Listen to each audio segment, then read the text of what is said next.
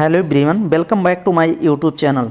तो चलिए इस वीडियो में हम लोग कुछ क्वेश्चन करते हैं। मिक्स क्वेश्चन है ये, देखिए ये किसी स्टूडेंट ने मेरे पास सेंड किया है, तो इसका मैं आपको आंसर और एक्सप्लेन अच्छे से कर देता हूं। तो आप लोग देखिए, कुछ क्वेश्चन इसमें इम्पॉर्टेंट हैं जो कि आप लोग को देखने चाहिए और अच्छे से समझ लेने चाहिए और नोट भी कर लेने चाहिए। जो क्वेश्चन आपको लगे कि इम्पॉर्टेंट है और वो क्वेश्चन आपको नहीं आ रहे हैं, तो आप देखिए ज़्यादातर स्टूडेंट जो तैयारी कर रहे होंगे मेरे चैनल के थ्रू, तो कुछ सभी क्वेश्चन आपको सॉल्व होने चाहिए अपने आप। अगर नहीं सॉल्व कर पा रहे हैं तो आप अभी समझिए कि आप अच्छे से पढ़ाई नहीं कर रहे हैं या फिर अच्छे से रिवीजन नहीं कर पाए हैं। तो देखिए क्वेश्चन नंबर फर्स्ट को देखिए कि क्वेश्चन नंबर फर्स्ट क्या क्वेश्चन कह रहा है। क्वेश्चन का मतलब समझिए, which mirror should be used from to an apparent in large image of an object. किसी ऑब्जेक्ट को देखना है, इन लार्ज देखना है, बड़े फॉर्म में देखना है, अपरेंट स्पष्ट देखना है, तो यूज करेंगे कौन सा मिरर यूज किया जाएगा, ये क्वेश्चन पूछ रहा है। तो देखिए इसमें फर्स्ट में कॉन्वेक्स मिरर कह रहा है, कॉनकेव मिरर और प्लेन मिरर की बात, और नन ऑफ द एबव कह रहा है, इनमें से कोई नहीं सही है। तो first option convex mirror. Mirror आप जानिए, मिरर जो होता है कॉन्वेक्स, कॉन्वेक्स मिरर, मिरर ये होता है कॉन्वेक्स मिरर। और अगर यहाँ कॉन्वेक्स मिरर का ये फिगर हो जाएगा, और अगर कॉनकेव की बात करेंगे कि कॉनकेव क्या हो जाएगा, तो यहाँ पे देखिए ये हो गया लेंस आपका, ये लेंस का फिगर होता है। और अगर मिरर की बात करेंगे तो मिरर देखिए ऐसे बनाइए और ऐसे बनाइए। अगर इसके अंदर पॉलिश किया गया है तो ये कॉन्वेक्स है, और अगर ऐसे किया गया है इसके ऊपरी सतह पे, यहाँ पे अगर पॉलिश किया गया है तो ये होता है, ये क्या होता है, ये होता है कॉनकेव। तो देखिए इसमें कौन सा ऑप्शन करेक्ट लगाएंगे, बी ऑप्शन कॉनकेव एकदम सही हो जाएगा। ये कॉनकेव मिरर यूज किया जाता है इसको देखने के लिए, तो ये concave mirror option number B option आपका करेक्ट हो जाएगा। नेक्स्ट क्वेश्चन इसका देखिए, second number question, which lens, इसमें लेंस की बात कर रहा है कि कौन सा लेंस इसमें यूज किया जाएगा फ्रॉम एन अपरेंट, अपरेंट देखने के लिए, एकदम स्पष्ट देखने के लिए, and in large image, in large image को इन लार्ज देखने के लिए किसी ऑब्जेक्ट का। तो ये देखिए इसमें क्या किसकी बात कर रहा है, लेंस की बात कर रहा है। तो लेंस जो, अगर लेंस की बात करेंगे कॉन्वेक्स लेंस ऐसे होता है, ये कॉन्वेक्स लेंस हो गया। अगर यहाँ पे कॉनकेव की बात किया जाए तो ये कॉनकेव क्या हो जाता है, लेंस हो जाता है। तो इसमें ऑप्शन नंबर कॉन्वेक्स सही होगा, क्योंकि कह रहा है कि कौन सा लेंस यूज किया जाता है एक स्पष्ट और इनलार्ज बड़ा देखने के लिए ऑब्जेक्ट, तो कॉन्वेक्स मिरर यूज किया जाता है। तो ऑप्शन नंबर फर्स्ट ही करेक्ट हो जाएगा। Next question number third number question देखिए, ये क्वेश्चन तो आप सॉल्व करिए। The reason for the blue colour of sky, sky आकाश में जो ब्लू कलर दिखता है वो क्या रीजन होता है। तो रीजन उसका रिफ्लेक्शन होता है कि रिफ्रैक्शन होता है कि स्कैटरिंग की वजह से कि डिस्पर्जन की वजह से। तो काफ़ी स्टूडेंट ये क्वेश्चन सही भी करेंगे, और ये क्वेश्चन सही भी करना चाहिए क्योंकि एकदम सिंपल क्वेश्चन है। तो आप लगाएंगे स्कैटरिंग, स्कैटरिंग की वजह से जो स्काई में ब्लू कलर दिखता है वही रीजन होता है स्कैटरिंग। तो ऑप्शन नंबर सी करेक्ट हो जाएगा। नेक्स्ट क्वेश्चन की अगर बात करिए तो नेक्स्ट क्वेश्चन, ये क्वेश्चन देखिए, ये काफ़ी क्वेश्चन ये स्टूडेंट गलत किए होंगे अगर ये क्वेश्चन सॉल्व किए होंगे। The speed of light is maximum, कह रहा है कि स्पीड ऑफ लाइट, लाइट की जो स्पीड होती है 3 × 10 के पावर कितना होता है, 8 होता है। ये स्पीड ऑफ लाइट मैक्सिमम किस में होगी, वाटर में होगा, ग्लास में होगा, डायमंड में होगा, वैक्यूम में होगा। तो काफ़ी स्टूडेंट डायमंड लगाएंगे, जो कि डायमंड में सबसे कम स्पीड होती है। अगर बात किया जाए देखिए रिफ्रैक्टिव इंडेक्स, रिफ्रैक्टिव इंडेक्स पे क्वेश्चन सॉल्व होगा तो वैक्यूम आपका ऑप्शन करेक्ट हो जाएगा, क्योंकि वैक्यूम का रिफ्रैक्टिव इंडेक्स कितना होता है, रिफ्रैक्टिव इंडेक्स 1 होता है। तो जितना कम रिफ्रैक्टिव इंडेक्स होगा उसका डाइवर्जन जो लाइट की होगी सबसे कम होगी। तो इसका ऑप्शन नंबर कौन सा, वैक्यूम ऑप्शन करेक्ट हो जाएगा। इसका रिफ्रैक्टिव इंडेक्स वैक्यूम का 1 होता है, तो ऑप्शन नंबर डी करेक्ट हो जाएगा।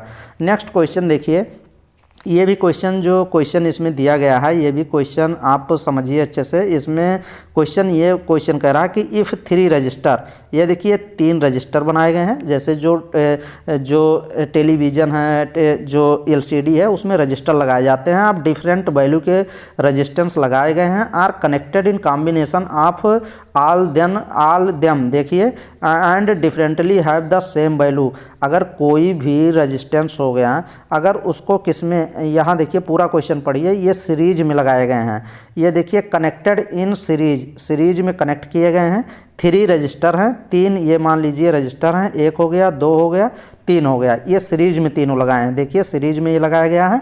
अगर सीरीज में कोई चीज़ लगाया जाता है तो उसका क्या होता है, करंट जो होता है वो क्या होता है, करंट की वैल्यू सेम वैल्यू होती है। तो option number electric current flow through them, जो इलेक्ट्रिक करंट इसमें बहता है उसका वैल्यू जो होती है सेम होती है। तो ऑप्शन सी लगा सकते हैं। नेक्स्ट क्वेश्चन नंबर ये देखिए, ये क्वेश्चन नंबर 6 देखिए। इन एन इलेक्ट्रिकल सर्किट, कोई इलेक्ट्रिकल सर्किट है, the unit of potential difference, जो पोटेंशियल डिफरेंस की वैल्यू होती है बिटवीन द एंड ऑफ, दोनों इलेक्ट्रिकल करंट के बीच में जो यूनिट होती है, पोटेंशियल डिफरेंस की यूनिट होती है रजिस्टेंस के एंड पे, वो क्या होती है, ओम्स होता है, एम्पियर, वाट या बोल्ट। तो बोल्ट होता है। ऑप्शन नंबर इसमें कौन सा करेक्ट लगाएंगे, ऑप्शन नंबर इसमें सी ऑप्शन आप करेक्ट लगाएंगे। जूल पर क्या होता है, कूलाम होता है बोल्ट का यूनिट। तो ऑप्शन नंबर सी करेक्ट लगा देंगे।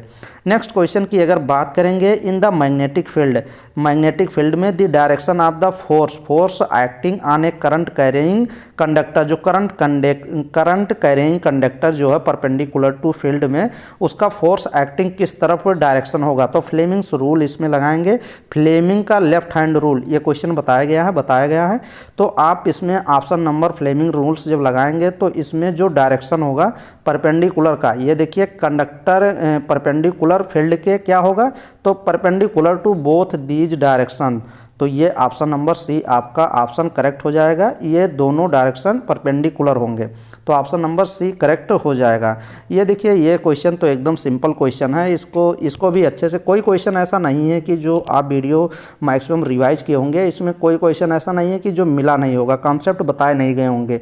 अब जैसे देखिए जनरल फार्मूला ऑफ एल्केन का जनरल फार्मूला बताइए कौन सा है। तो एल्केन का जनरल फार्मूला इसमें बताइए, CnH2n-2 हो गया, CnH2n+2 हो गया, CnH2n हो गया, C2H4 हो गया। तो इसमें एल्केन का फार्मूला पूछ रहा है। एल्केन का फार्मूला होता है CnH2n+2 होता है। ये देखिए इसमें ऑप्शन नंबर बी करेक्ट हो जाएगा। यहीं पे अगर एल्कीन का फार्मूला पूछता है, एल्कीन में डबल बॉन्ड आते हैं। ये देखिए एल्केन जो होता है ना, ये क्या होता है, ये सैचुरेटेड हाइड्रोकार्बन होता है।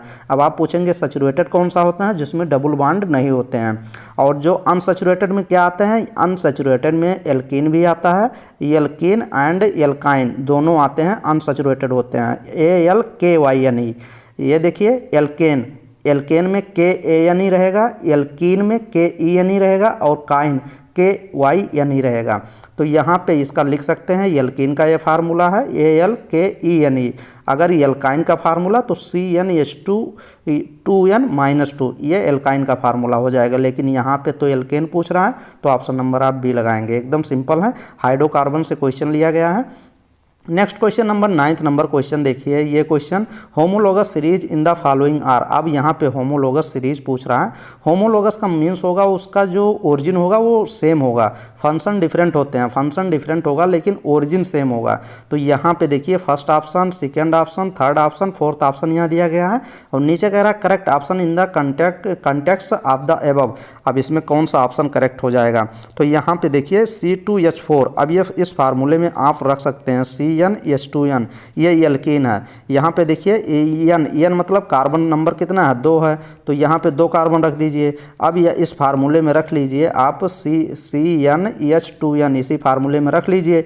एन का नंबर, एन का मीन्स होता है कार्बन, तो यहाँ पे देखिए 2 कार्बन है तो यहाँ 2 रख लीजिए। यहाँ पे 2 से मल्टीप्लाई कर देंगे तो 2 हो जाएगा, 2 दूना 4 मतलब C2H4 वही चीज़ है। ये एल्कीन है, ये भी एल्कीन है, 3 दूना 6, तो ये दोनों एल्कीन हैं, तो एक ये सही हो जाएगा, ये होमोलोगस है। यहाँ पे तो तुरंत आप इसको गलत काट सकते हैं ना। यहाँ पे देखिए ये क्या है, ये एल्कोहल है, ये एल्डिहाइड है, तो ये तो ऐसे ही गलत हो गया। यहाँ पे देखिए फॉर्मल्डिहाइड और एस्टल्डिहाइड, तो ये भी सही है, तो ये भी सही है, फर्स्ट और थर्ड ऑप्शन सही है। तो ऑप्शन नंबर में डी ऑप्शन में जाएंगे, डी ऑप्शन में फर्स्ट एंड थर्ड, तो डी ऑप्शन आपका करेक्ट हो जाएगा। नेक्स्ट क्वेश्चन ये देखिए, ये क्वेश्चन थोड़ा अच्छा क्वेश्चन है, इसको भी आप अच्छे से देख सकते हैं।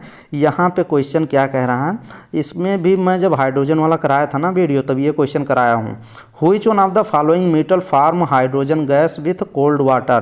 क्वेश्चन कह रहा है इनमें में से कौन सा मेटल जो है फॉर्म करता हाइड्रोजन गैस देगा, हाइड्रोजन गैस देगा अगर कोल्ड वाटर के साथ ट्रीट किया जाए, रिएक्शन कराया जाए। तो देखिए जितने भी मेटल्स होते हैं ना ये कोल्ड वाटर के साथ हाइड्रोजन गैस देते हैं। तो यहाँ पे देखिए कापर दिया गया है, यहाँ गोल्ड दिया गया है, यहाँ पोटेशियम, यहाँ एल्युमिनियम। तो इसमें एक चीज़ आपको ये देखना पड़ेगा, जितने भी क्या हैं, जितने भी मेटल हैं, तो मेटल की बात अगर किया जाए तो इसमें देखिए यहाँ पे कापर, गोल्ड, पोटेशियम और एल्युमिनियम। तो इसमें देखिए सोडियम हो गया। सोडियम अगर यहाँ पे मान लीजिए सोडियम दिया होता कहीं पे ना तो सोडियम एकदम करेक्ट हो जाता है। सोडियम एकदम अच्छे से हाइड्रोजन गैस देता है। तो सोडियम तो यहाँ पे दिया नहीं है, तो आप सोडियम पोटेशियम, यहाँ पे पोटेशियम दिया गया है तो सी ऑप्शन आप करेक्ट करेंगे। फर्स्ट ग्रुप का वो भी है। फर्स्ट जब आप पीरियोडिक टेबल पढ़ेंगे तो इसमें सी ऑप्शन करेक्ट हो जाएगा। इसका ऐसे आप रिएक्शन करा सकते हैं। देखिए यहाँ पे पोटेशियम ले लीजिए, पोटेशियम के बाद पोटेशियम तो सॉलिड ही होता है, फिर उसके बाद कोल्ड वाटर ले लीजिए, वाटर लेने के बाद ये देखिए जब रिएक्शन कराएंगे तो यहाँ पे क्या KOH हो जाएगा, KOH मिल जाएगा और प्लस KOH प्लस क्या दे देगा, हाइड्रोजन गैस लिबरेट करेगी। तो यहाँ पे अगर हाइड्रोजन गैस मिल जाएगी तो अगर इस रिएक्शन को आपको ये करना है, बराबर करना है तो 2H2 लगा दिए, यहाँ पे 2KOH लगा दीजिए और यहाँ पे हाइड्रोजन गैस तो मिलेगा। तो ऑप्शन नंबर इसमें सी ऑप्शन आपका करेक्ट हो जाएगा। नेक्स्ट क्वेश्चन ये देखिए, ये भी क्वेश्चन खूब अच्छा क्वेश्चन है। ये भी क्वेश्चन ये समझिए कि आपको ये क्वेश्चन तो सॉल्व होना ही चाहिए क्योंकि एकदम सिंपल क्वेश्चन ये भी है। तो समझिए इसमें 11th नंबर क्वेश्चन कह रहा है सॉल्यूशन हैविंग 0 pH। इसमें कह रहा है कि 0 pH, अगर pH की वैल्यू, आपको ये क्वेश्चन कैसे सॉल्व करेंगे आप, pH की वैल्यू आप जान रहे हैं pH क्या होती है। pH आप लिख सकते हैं, अगर नहीं आपको पता है तो आप अच्छे से देखिए। pH की वैल्यू अगर देखिए pH की वैल्यू अगर लेस देन 7 है, लेस देन अगर 7 है, 7 से कम है तो वो क्या होगा, एसिडिक होगा। ऐसे आप लिख लीजिए ACIDIC एसिडिक होगा। अगर pH की वैल्यू लेस देन 7 है तो वो एसिडिक होगा। तो इसमें तो pH लेस देन 7 ही है ना, तो एसिडिक ही होगा। फर्स्ट ऑप्शन करेक्ट हो जाएगा। अगर यहीं बात कर दिया जाए कि pH की वैल्यू अगर ग्रेटर देन 7 है, यहाँ देखिए ग्रेटर देन, वहाँ लेस देन लगाए थे ना, pH की वैल्यू लेस देन 7 ऐसे लगेगा। लेस देन pH है तो उसकी वैल्यू एसिडिक होगी। अगर ग्रेटर देन 7 है तो pH की वैल्यू क्या होगी, बेसिक होगा। अगर यहीं पे बात किया जाए कि pH की वैल्यू अगर डायरेक्ट pH की वैल्यू 7 हो तो क्या होगा, pH की वैल्यू अगर 7 है तो वो उसका pH जो होगा उसका pH क्या होगा, न्यूट्रल pH होगा। तो ये चीज़ होगा, तो ना ही एसिडिक होगा ना ही बेसिक होगा, उसको न्यूट्रल pH बोलते हैं। तो ये चीज़ हो जाएगा। अब इसमें 7 से कम ही है, 0 है तो एसिडिक हो जाएगा। काफ़ी स्टूडेंट ये क्वेश्चन ये भी गलत किए होंगे, pH 0 जैसे ही देखे होंगे तैसे न्यूट्रल लगा दिए होंगे तो वो गलत कर दिए होंगे। तो इसमें फर्स्ट ऑप्शन आपका करेक्ट हो जाएगा। नेक्स्ट क्वेश्चन ये देखिए, ये क्वेश्चन तो क्लास 6, क्लास 7, क्लास 8 से ये क्वेश्चन करते हैं हम लोग। Which of the following compound form of combining CO2 और water in the presence of sunlight और क्लोरोफिल के प्रेजेंस में CO2 और वाटर जब रिएक्शन करता है तो क्या बनती है। तो काफ़ी स्टूडेंट क्या लगाए होंगे, आप लगाइए, ग्लूकोज लगाइए। जैसे देखिए कार्बन डाइऑक्साइड, जैसे देखिए CO2 अगर जब रिएक्शन करता है किसके साथ, वाटर के साथ रिएक्शन करता है तो क्या बनता है। इसको रिएक्शन को अगर यहाँ पे 6 CO2 कर दीजिए, यहाँ पे 6 वाटर कर दीजिए, फिर उसके बाद जब बनाएंगे तो ग्लूकोज बन जाएगा, C6H12O6 बन जाएगा। C6H12O6 ये ग्लूकोज बन जाएगा और 6O2 ऑक्सीजन बाहर निकल जाएगा, तभी तो हम लोग को ऑक्सीजन मिलता है। तो ये चीज़ पेड़ में, ये जो प्लांट होते हैं यही तो ग्लूकोज बनाते हैं। ग्लूकोज यूज कर लेते हैं, ऑक्सीजन इन्वायरमेंट में छोड़ देते हैं, हम लोग यूज कर लेते हैं। तो यही चीज़ है। तो इसमें ऑप्शन नंबर फर्स्ट करेक्ट हो जाएगा। नेक्स्ट क्वेश्चन की बात करेंगे तो यहाँ पे देखिए, ये क्वेश्चन देखिए, ये भी क्वेश्चन अच्छा क्वेश्चन है तो इसको सॉल्व करिए। यहाँ पे क्वेश्चन क्या कह रहा है, क्वेश्चन कह रहा है which of the following compound is use to complete the following chemical equation. एक केमिकल इक्वेशन ये पूरा दिया गया है। अब यहाँ पे पूछ रहा है ना CH3, ये पे देखिए क्या चीज़ लगाया गया है, यहाँ पे लगाया गया है CH3COONA लगाया गया है। ये सोडियम एसीटेट यहाँ पे दिया गया है। अगर सोडियम एसीटेट किसके साथ रिएक्ट करेगा, यहाँ पे देखिए ये क्या दिया गया है, कैल्शियम ऑक्साइड दिया गया है। फिर यहाँ पे तो मीथेन बन रहा है। अब यहाँ पे मीथेन मीथेन बन रहा है और यहाँ पे सोडियम कार्बोनेट बन रहा है। तो यह किसके साथ ये रिएक्शन होगा भाई? देखिए यहाँ पे जो ये क्या, ये सोडियम एसीटेट जो है, सोडियम हाइड्रोक्साइड NaOH लगाएंगे तो ऑप्शन नंबर बी करेक्ट हो जाएगा। सोडियम एसीटेट जब सोडियम हाइड्रोक्साइड के साथ रिएक्शन करता है किसके, कैल्शियम ऑक्साइड की प्रेजेंस में, तो यहाँ पे मीथेन बनाएगा और यहाँ पे सोडियम कार्बोनेट बन जाता है। तो ये केमिकल रिएक्शन पूरा कंप्लीट होता है। तो आपका ऑप्शन नंबर इसमें बी ऑप्शन आपका करेक्ट हो जाएगा, NaOH sodium hydroxide.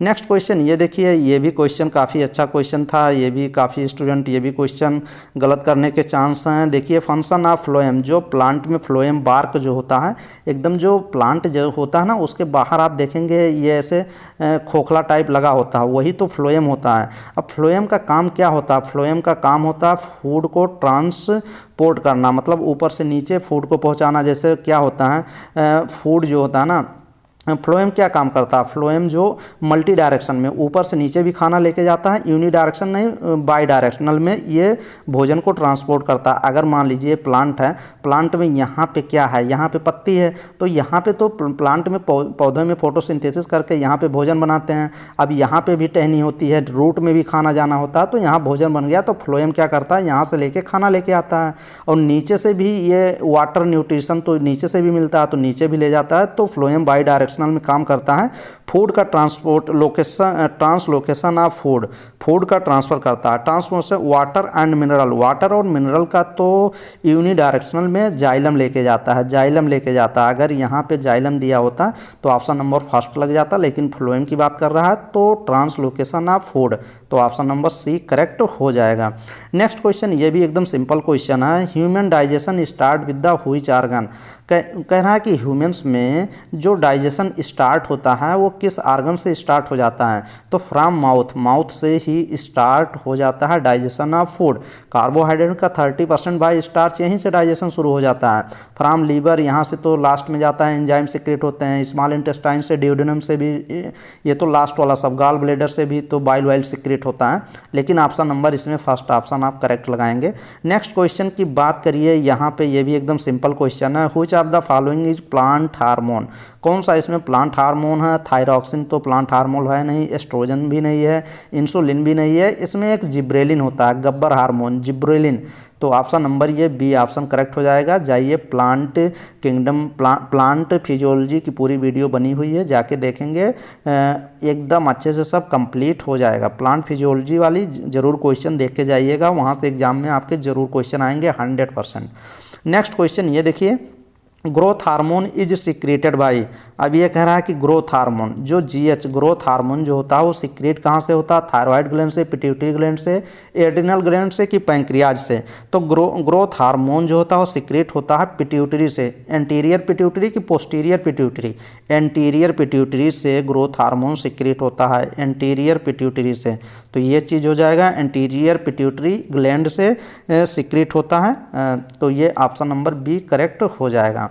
Next question की बात करिए, इस क्वेश्चन का जवाब आपको देना है। अभी सिंपल क्वेश्चन आप सही किए हैं तो इस क्वेश्चन का जवाब आप कमेंट बॉक्स में सभी स्टूडेंट अप्लाई करेंगे, एकदम कमेंट बॉक्स में कमेंट करेंगे सही answer. Which of the following disease has been completely eradicated from India? India से इसमें से कौन सी बीमारी है जो इरेडिकेट कर दिया गया है, मतलब ख़त्म कर दिया गया है? कैसे ख़त्म कर दिया गया? वैक्सीन लगा के, दवा दे के एकदम सही, एकदम इंडिया से इरेडिकेट मीन हटा दिया गया है, एकदम नामो निशान मिटा दिया गया है। तो both A and B, question कह रहा है कि ऑप्शन कह रहा है कि ए भी सही है, ए सही है एंड बी सही है। तो ये देखिए, मिजल्स हो गया, स्मॉल पॉक्स हो गया, पोलियो हो गया, इसमें से एक बीमारी है जो इंडिया से इरेडिकेट कर दिया गया है। तो ऑप्शन नंबर इसमें कौन सा करेक्ट हो जाएगा? एकदम अच्छे से ऑप्शन आप कमेंट बॉक्स में कमेंट करके सभी लोग। ये 18 नंबर क्वेश्चन बताइए, ये भी काफ़ी अच्छा क्वेश्चन है। Which one of the following form inside the anther? जो प्लांट में एंथर होता है, एंथर में क्या चीज़ होता है, इसके अंदर क्या बनता है? कैलिक्स बनता है कि नहीं? कैलिक्स भाई फ्लावर का जो प्रोटेक्शन पार्ट होता है ना, प्रोटेक्ट करता है। और तो ये तो होगा नहीं, ये तो एंथर के अंदर नहीं होता है। पोलन ग्रेन, ऑप्शन नंबर इसमें बी करेक्ट हो जाएगा। एंथर के अंदर ही पोलन ग्रेन बनता है, तो ऑप्शन नंबर बी करेक्ट हो जाएगा। नेक्स्ट क्वेश्चन नंबर 19 नंबर बताइए। ये काफ़ी अच्छा क्वेश्चन है, काफ़ी स्टूडेंट ये भी क्वेश्चन गलत किए होंगे, तो ये क्वेश्चन आप बताइए। 19 नंबर क्वेश्चन, ये देखिए क्वेश्चन क्या कह रहा है, reproductive organ of flower, flower का रिप्रोडक्टिव आर्गन कौन सा होता है, कैलिक्स होता है कि नहीं। कैलिक्स तो प्रोटेक्शन करता है भाई, कैलिक्स और फ्लावर्स में कैलिक्स होता है, कैलिक्स प्रोटेक्शन करता है। क्रोला क्या करता है, क्रोला अट्रैक्शन करता है। और गाइनोसियम क्या होता है और स्टेम क्या होता है। देखिए गाइनोसियम इसमें reproductive organ of flower, flower का रिप्रोडक्टिव आर्गन जो होता है वो गाइनोसियम होता है।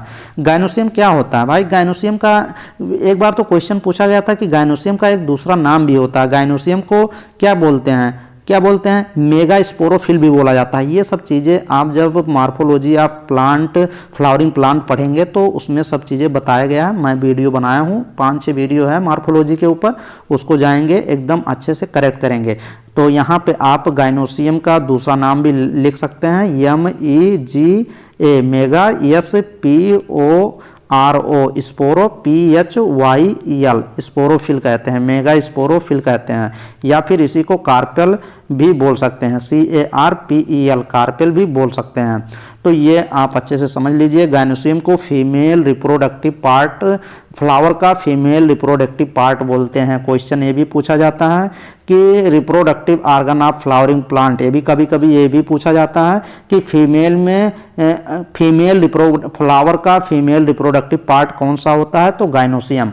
यहीं पे एक क्वेश्चन और बता देते हैं, अगर ये पूछता क्वेश्चन कि इसमें मेल रिप्रोडक्टिव आर्गन कौन से होते हैं, तो आप क्या लगाते हैं, तो फ्लावर आप ऐसे देख लीजिए कि मेल रिप्रोडक्टिव आर्गन कौन सा होता है, ये स्टेमन में होते हैं, स्टेमन।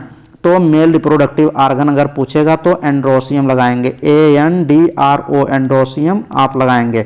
मैंने बताया था ना एंड्रोसियम। और गाइनोसियम, गाइनोसियम जैसे गाय जो होती है ना, गाय से गाय क्या होती है, फीमेल ही होती है। तो गाइनोसियम से मैंने बताया था कि ये फीमेल रिप्रोडक्टिव आर्गन है प्लांट फ्लावर का। और अगर एंड्रोसियम पूछता तो एंड्रोसियम क्या है, मेल रिप्रोडक्टिव आर्गन होता है। मेल रिप्रोडक्टिव आर्गन एंड्रोसियम बोलते हैं। एंड्रोसियम बोलिए या फिर स्टेमन बोलिए, STAMEN बोलिए, या फिर माइक्रोस्पोरोफिल बोलिए। एंड्रोसियम को क्या बोलते हैं, माइक्रोस्पोरोफिल, MICRO, माइक्रो, ये माइक्रो, SPORO, स्पोरो, PHYEL, माइक्रोस्पोरोफिल भी बोलते हैं। और स्टेमन भी बोलते हैं। स्टेमन से क्या निकलते हैं, फिलामेंट और एंथर निकलते हैं। एंथर क्या होता है, बाइलोब होता है, उसी के अंदर पोलन ग्रेन बनते हैं। तो ये सब चीज़ें हो जाएंगी। नेक्स्ट में आप 20 नंबर क्वेश्चन देखिए, एटमॉस्फेरिक ओजोन लेयर, जो एटमॉस्फेयर में ओजोन लेयर होती हैं, ओजोन लेयर प्रोटेक्ट करती हैं अर्थ फ्रॉम अर्थ, कि ये चीज़ अर्थ पे आए ना।